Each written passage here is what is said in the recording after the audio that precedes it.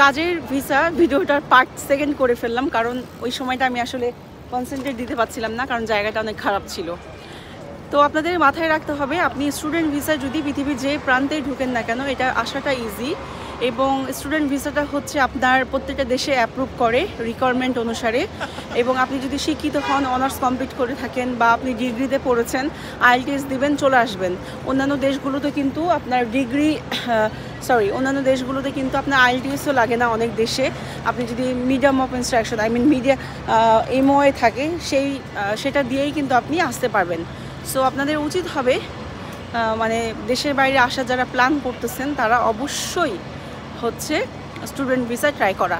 কাজের ভিসা যদি পেয়ে যান, কেউ যদি আপনার লোক থাকে বা হয়, খোলা আছে কাজের ভিসা যদি কেউ থেকে থাকে, তাহলে কিন্তু দেখবেন যে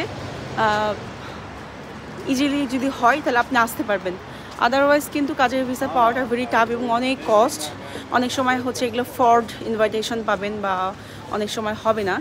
আমি পোস্ট অফিসের সামনে আছি, তো ভিডিও মেক করতেছি এখানে। পোস্ট অফিস মানে আমার একটা পার্সেল আসছিল, সেটা ব্যাগ দিতে হবে রিটার্নের জন্য।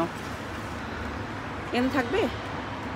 আচ্ছা, তো এই হচ্ছে বিষয়। তো সবাই ভালো থাকবেন। ভিডিওটা লং করতে পারছি না, আমি পরবর্তী ভিডিও আপনাদের সাথে শেয়ার করব।